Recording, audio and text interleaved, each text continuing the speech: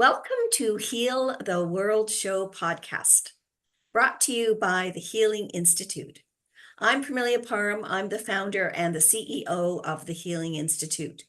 The Healing Institute is an online worldwide hub of holistic practitioners, and we are available for people who are looking for alternative ways to be well and stay well on their health journey.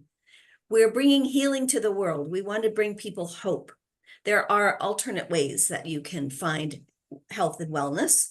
I've actually used these alternative ways for well over 20 years myself, so I know that they work. And the practitioners that we have on the Healing Institute, they get to the root cause of what's going on. So they don't deal with symptoms. They actually find out really what is happening. Why are those symptoms showing up? And so you might ask why this is so important to me.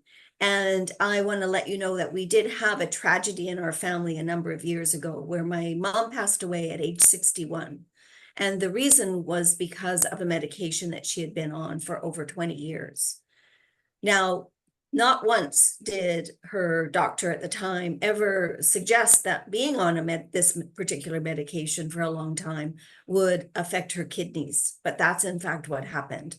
We didn't know what was wrong. She just got sick very suddenly. It was right before Christmas. She actually passed away on the 15th of December. I was 5 months pregnant with my son. And so not only was it a tragedy that she died at such a young age, but my children didn't get to meet their grandmother. And I just don't want that happening for anybody else. So we here on the Heal the World Show podcast every week, I invite a guest co-host to come and talk about the healing that they do, the modalities that they offer, and we have a wonderful conversation. And this week, I am really thrilled to invite and have Michael Edward Bradford, who is here to talk to us. And we're going to talk about a number of different things. Now, Michael's been all over the world. He's been to many, many countries. He's done a lot of healing. He's got lots of modalities. I have a whole list here to describe if I was going to take we could do. But I'm just really delighted. Michael's also one of our practitioners on the website, and he's also one of the advisory board that I have for this business. So welcome, Michael. Our theme for August is Awesome August, and so I'm just delighted that you're here today. Sounds good to me. So tell us just a little bit about you and all the, what took you to all those countries? I think it was 55 countries that you've been to. Yeah, What took you I've there? been to 55 countries. Let's start at the beginning. I was always a very, very sensitive child, someone that was always in trouble, overloaded by feelings, emotions, and I'm an empath. So I've had menstrual cramps. I've gotten drunk drinking water when people around me were alcoholics. So I've always been very, very sensitive and on overload, and came back to the planet to heal my emotional body. My mental body, physical body, spiritual body was strong, but in the past I saw the light and went for it and forgot my emotional body behind. So I've been dealing with a lot of emotions this lifetime. Always wanted to be a doctor, always wanted to help people, always wanted to stop the pain and suffering that I saw going around me. And this is also for animals as well as with humans. Wanted to be a doctor, didn't have the money and the backing, so I went and got started chemical engineering for pre-med, but then kept dropping out, wound up with a business degree, and then went back later on for a master's in international management. So the first part of my life was pretty well running companies and corporations, doing corporate turnaround, wound up with the State of Oregon Small Business Development Center, being a lead consultant for them, working with businesses and running companies and corporations. However, there was always this little voice in my mind that, you need to get out and travel and meet. So my journey has taken me to meeting with and traveling and studying with Native American medicine people, Canadian medicine people, Eskimo shamans, Peruvian shamans. I spent weeks on end working alongside the psychic surgeons from the Philippines, helping them in the healing rooms. Beautiful. Mhm. been with the Maoris in New Zealand. So I've been, like I said, to 55 different countries on a spiritual journey. And then as I was traveling to receive my healing, then my intuition started opening up, and I would talk to the shamans. I'd watch them working with people, and I'd see that it wasn't working. I said, well, why don't you try a little over here? And they said, well, if you think you're so smart, go ahead. So I did it, and it worked. And You so the help, you do shamans, it. so the shamans started bringing me their hard clients. And then after that, they saw that work, they started bringing me their family, and eventually the shamans started coming to me. So I have studied hundreds of different modalities, and watched many, many different healings. So currently I've worked in medical clinics, chiropractic clinics, holistic medical clinics, functional medical doctors. I've worked with them, nutritionists. And my forte seems to be listening to people and then finding out not what's on the surface, but what's the deepest issue, the unresolved shock, trauma, or loss. That's the deepest root cause, that's throwing everything Right. out of balance. And oftentimes people just think of it as whatever the physical ailment is or what's No, happening to them. And they don't realize that there is a root cause. There's something much deeper, as you were mentioning, that needs to be healed. Certainly yeah, the work that I do with Body Code, we have layers that sometimes right, they'll go, well, I've done one session with you. What does that mean? I'm like, well, we've just touched the surface. Those are, I use the analogy of an onion. We've right, just got those top layers done. There's still more there that needs to be healed, and getting to the bottom layers, and to those deep rooted, and it could be traumas that were in this lifetime or another lifetime. Certainly with the Body Code, we also have inherited emotions we've inherited. So yeah, so important. I love the fact that you were really you're so open to different modalities, and also whatever the client needs, right?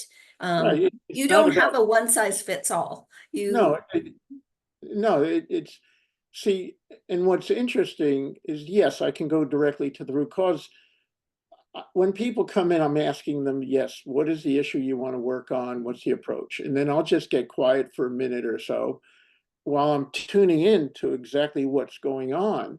And then I'll say, like what happened 5 years ago with Mm, a female, or, and the issue is betrayal. It's behind your heart. That's where the blockage is. Or I'll go into past lifetimes or whatever the case may be. So every case, every client is unique. yes. However, um, and I want to say this respectfully, I've never met a story that someone told me that gave me the piece of information I Mm, needed. It opened up when a person comes to me and say, this is what I think my issue is. That gives me permission to look into their energy field and their Akashic records to see, okay, is it from this lifetime? Is it from another lifetime? Where is the deepest root cause? And usually it's an unresolved shock, trauma, or loss. There was a multimillionaire I worked with who knew that the person, he had a blockage. And he said, Michael, please help me. I haven't been able to establish long-term relationships, da, da, da, da, da. And I just sat down with him and I tuned in. I said, what happened when you were 16? He said, my mother died. And I said, that's not it. And he went, well, my mother dying, not it. And he was just in shock. And I said, what else happened when you were 16? He said, my dog died. And I said, there's more energy on your dog dying than anything else. And from that, his whole relationship changed with business and partnership and everything else. So usually there is a pinpoint, yes. one well, I can't talk today, Specific. one specific unresolved shock, trauma, or loss. And that's usually the last place we're going to look because we're hiding it from ourselves. It's too painful. Hmm. So it's Yes. like sticking a pin, when that's addressed, it's like sticking a pin in a balloon, and the whole thing just crashes. Yes, that's so important too. And I've just been talking recently to one of my clients who is trying to refer people to me, which is great for body code work. Um, it's almost like they don't want to find out.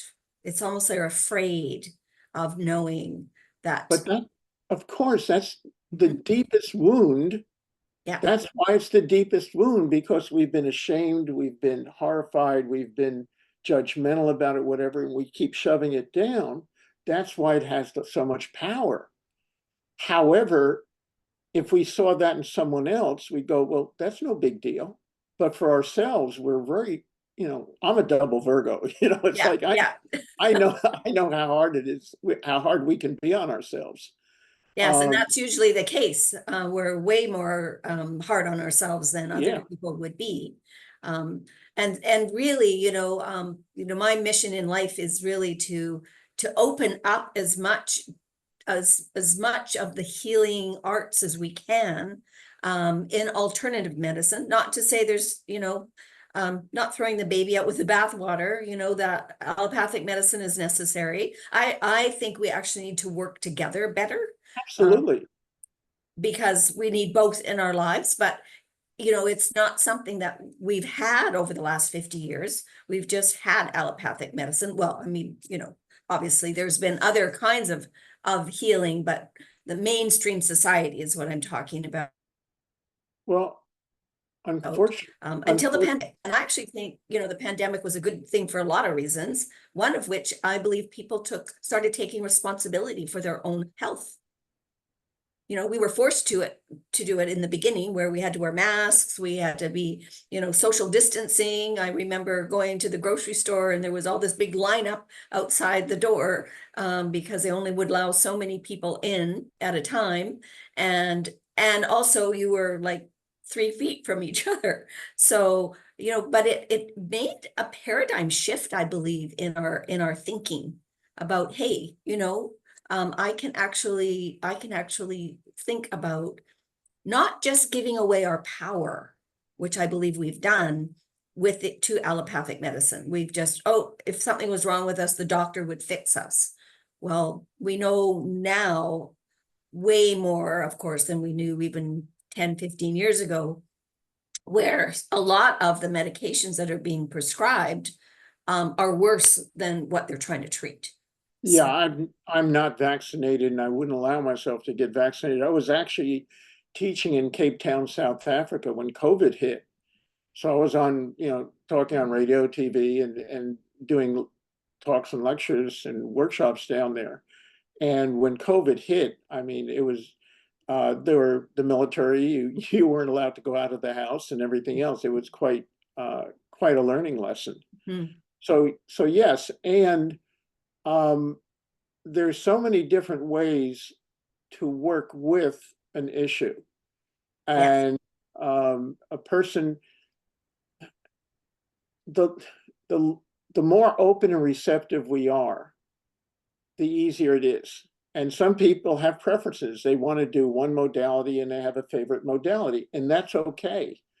I've got about 20 modalities I work with, but I don't even work with modalities anymore. All I do is just, I ask my higher self, my intuition, what does that person need in this moment? hmm, And a lot of times that the answer will come within seconds or a minute or two. It's not about a long drawn out process. Part of the issue is I work myself out of business very quickly. Um, and the other thing that really surprised me when I was down in Australia, I had an enlightened being walk up to me and he said, Michael, when you can look at a company and a corporation and get their pulse the way you do with human beings, that's what's needed. And then right after that, with my extensive business background running companies and corporations, that opened up for me, yes. and I was able to go through corporations and pinpoint what their issues were, even without meeting all the people or knowing a lot of the financial details or anything. So it's And that is interesting. so important because I'm in Canada and I worked with the Canadian federal government for 25 years. I had many different positions, but there was a lot of toxic relationships and departments and people that you're trying to work with. And I know it's the same in corporate America. And so that's really important to be able to look at your businesses in general, and have them healthy. Have them healthy so that one of the advocates on our advisory board has a company where he goes into the companies, and he goes into businesses, and he'll offer them how they can have I probably don't have the exact terminology correct, but it's like a healing, or it's a wellness plan.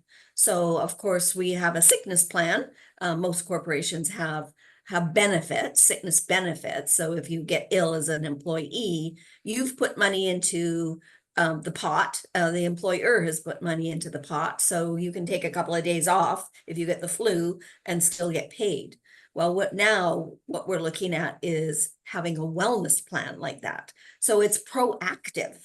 So people can then come to the Healing Institute, which most of our modalities are not covered by any kind of insurance.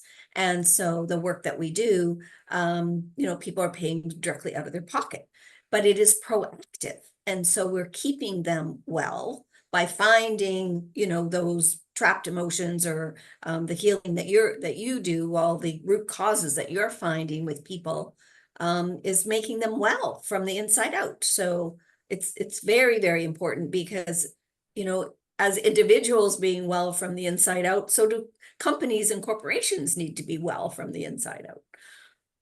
What most people do not realize is that a company, a family, any kind of a group has an energetic signature. Yes. So again, mental, physical, emotional, spiritual, and energetic.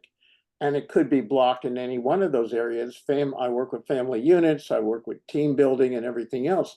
And it's very interesting to see what is throwing the family or the group out of alignment. It was interesting. I was working with a 13-year-old child, a teenager, I shouldn't call her a child, in Dubai via Zoom. And she said, Michael, I need help. I am so angry. I'm so angry. I'm so angry. I'm just enraged. And I said, you're not angry. I said, you're frustrated because you have so much spiritual knowledge. You're so hungry for spiritual connection and to do that. And it's like this breaking out of this cocoon that you're in. And she just went, ooh, and just calmed down. So it's very interesting for me, amazing, interesting, miracles, whatever you want to call it, how just changing a person's perception or focus can just release everything. But Yes, I love that. we're used to putting a judgment on something, or beating ourselves up, or whatever the case may be, when there's a higher purpose to what's going on. And oftentimes, when those of us that are more sensitive, I was like you as a child, very, very sensitive, always in trouble for being too sensitive and asking too many questions. Now I say, what we got in trouble for as children is usually our gift as we as, Oh as yeah. we become adults. And I was, I had beautiful parents. I had a very nice upbringing. But I didn't think I fit into the family, because my emotions and my energy field, which I now know was my energy field, was just so different from my, my nuclear family. And so if you're not encouraged, if you don't have family that see that in you to encourage that, then you think you're wrong. Then you think that you're the oddball, that you're, now I But we embrace are. my oddness, but I've had a few years to practice. When you're a child, you're always concerned that you're doing something wrong, because you're being told usually that you're doing something wrong. So and our intuition, which I know you're a big fan because you use your intuition all the time. I knew there was something I was using. I just didn't have the language for it. But see, that's part of the challenge when a child comes in. where their senses are open, their spiritual knowledge is open, they're very sensitive to energies and people and whatnot. If they don't get the guidance, they get knocked around and wind up shutting down or whatever the case may be. You know, on one level, it's perfect, and on another level, it's extremely painful. Mm-hmm. So I was always in trouble. You know, Michael, you shouldn't know this, or Michael, why are you asking those questions? That's exactly what you're saying. And anyway, you start wondering what's normal and what isn't normal and what's socially acceptable. Well, and again, that I'm glad you raised that because um, we're so, I think, restricted by what's socially acceptable. And you know, even though I had loving parents, you know, it was very important for my mother that I be polite. So regardless of how I felt or what I wanted to say, my first thought was, if this comes out of my mouth, you know, am I going to be in trouble because it's not a polite thing to say? It might have been an honest thing to say, but wouldn't have been, you know, considered polite. So oftentimes then what happens, now I know this, when you don't get to speak your truth, then that closes down your throat chakra. And then you know, all sorts of other things can get in the way as well of healing. So it's, yeah, very, very important. I do believe that we have, you know, the evolution. I know we were going to talk a little bit about that, but the evolution of holistic medicine, or holistic ways to be well. I do think we're on a path to bring it to sort of what I call mainstream society. I think it's more open now. More people are open to receiving that. I still think we have a big job to reach more people, but Well, I do believe they're more open. There's more information that's available for people. I think actually there's something else going on. What I'm seeing is that there is an opening for some people, but I see another whole group of the population that's closing down more. It's like Mm. more rigid, more conservative. I mean, I live in Virginia Beach, Virginia, and that's part of the Bible Belt and actually the buckle of the Bible Belt. And there's some people, and when I tell them I'm spiritual, it's like, oh, tell me more. And other people going, wait a minute, I'm a good Christian. Are you doing the healing with the blood of Jesus Christ? And if you're not, then I'm not open, receptive, or willing to listen to you at all. So I think there's a lot of polarity going on. I do think that it's opening more. However, I'm having to be a lot more sensitive to my languaging. Yes. So some people, like I said, are very open, receptive, and very willing to have conversations. Um, one of the things, people love to put other people in a box, and people want to know, Yes. well, what's your religious beliefs and what's this and what's that, and I say, oh, well, I'm an intergalactic universalist. I And love that description. because I've been to 55 countries, I've lived all over the world, non-military, I've lived all over the world, I've been uh, in the Middle East, I've been in the Far East, I've been into Australia, New Zealand, I've been, to like I said, 55 different countries. And when I'm there, I'm with the people. I'm with the people Yeah. as one. And far be it from me to judge any of their belief systems or religious or cultural norms. I'm there to help them, to serve them, not to judge them. And when what I find is when a person comes out of unconditional love and also unconditional thinking, which Mhm. I do my best to do, that creates the space for acceptance. Yes. And a lot of Absolutely. people haven't had the safety or the acceptance. And that's the first thing that I give them is like, I've worked with all kinds of people. I've worked in the prison system too. And the minute you judge someone, they're going to shut down or they're going to lash out. Just sitting with someone and holding the space of unconditional love and unconditional thinking provides the foundation for the healing work, in my opinion. Oh, I agree with you 200%. Yes, for sure. And I do acknowledge what you're saying about, again, mainstream society, trying to put us in a box, trying to put everybody a label, give everybody a label, and definitely around religion. You're either a Christian, or if you believe in anything else, you're not a Christian. So, like, wow, where's that going to put me? Because I have all different kinds of beliefs. One is with, I do believe in Jesus. I was raised a Christian, um, in a in Canada. We have a church that's kind of a very, it's not as strong, it's strong, but it's not like the Catholic faith, which I think people are very, very indoctrined into.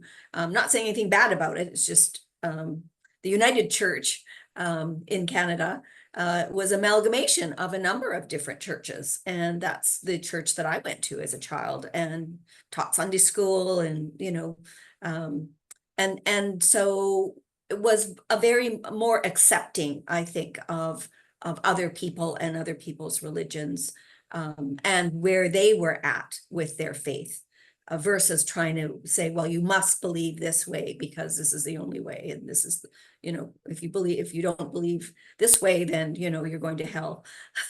So it's so important, I believe, for us, and this is the conversation we're having today, is how we do respect people and open up our hearts with that unconditional love, regardless of where they're coming from. We may not agree with them politically, whatever, but they're still a human,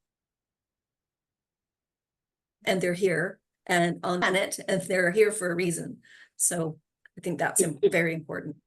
It's very interesting for me because I've seen a number of my past lives, and I've had a number of awarenesses. And one of them that shocked me was when I'd spent time in Greece. I'd spent probably 9 months in Greece working, teaching, and everything else. And I moved back to London, and I kept on hearing that I needed to go to the island of Kos, where Hippocrates had his healing center. Mm-hmm. And every year around my birthday, I kept on getting that feeling, and I kept on saying, but it's expensive, and da da da da da da da da, all these chattering in my mind. And then I get a phone call from one of my best friends who lived in New Zealand. He said, Michael, I'm going to the island of Kos. You want to meet me there? I said, I surrender. All right. I went to the island of Kos before he got there. So I was there a week before, and I traveled around, and I went to what they call the Asclepios, which is the healing center of Hippocrates, who's the father of modern medicine. Right.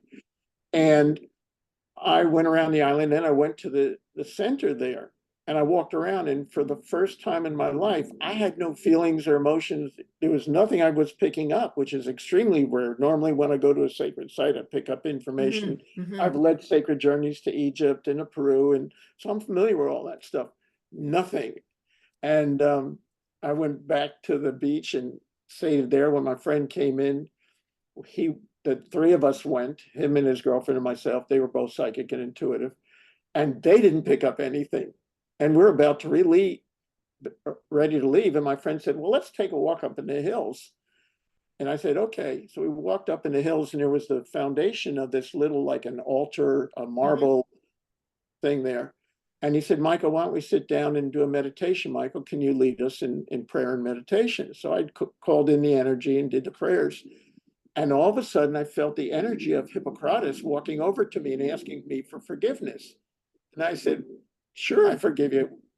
No problem. I have no clue what this is about, but of course I forgive you. And then I went back to, that's all we picked up. And I went back to London and got on the phone with all my psychic friends. I said, hey, this just happened. What am I missing? They said, Michael, you are the illegitimate son of Hippocrates, and he wouldn't acknowledge you, and he refused to train you in that lifetime. And he was asking for forgiveness. And I actually feel like Hippocrates Hippocrates now is one of my guides and teachers that's helping me. I got tears. So, One of your you know, guides, yeah. so what's happened in this lifetime is going back, and a lot of us are doing that. We're retouching those unfinished areas, Yes, those unhealed areas of our past, and bringing through that information, the gifts, and doing our best to help humanity. I mean, that's all I care about, is helping humanity. absolutely. That is my reason for being is to assist us into being, well, healthier, yes, but not just healthier physically, emotionally, mentally, and spiritually and energetically. I love what you were talking about, and those guides that we get when we have those experiences, that is so very important for us to recognize that and to embrace it and to go, yes, okay, I need those guides to help me. And then we can serve better. We can serve humanity better. Well, What? we have got to the bottom of our hour already, Oh, okay. or half hour. Half hour. Go Or half ahead. hour. So this has been delightful to have you on the show and talking about your experiences. I love that, and I'm so glad you did mention some of the people you've worked with and the results that they get from working with you, because of course that's what our audience likes to know as well. And just for anyone who hasn't noticed, you can connect with Michael. He's got his phone number there and also his email. So please connect with him. And just to follow up and finalize today's session and today's episode is, we are a community of holistic practitioners. And my vision is to create this community of health practitioners that do customize whatever you need for your healing. It's not one size fits all. Our motto is service with love, and we have a big ask. We ask that you let people know about, share this broadcast with people, share this episode, this Heal the World Show podcast. Let people know about, let your community know, your friends, your family, that the Healing Institute exists and that we have these amazing practitioners that are available and standing by just for you to help you on your health journey, because we're all on a health journey. So let's make it a proactive wellness. Thank you, Michael. Thank you.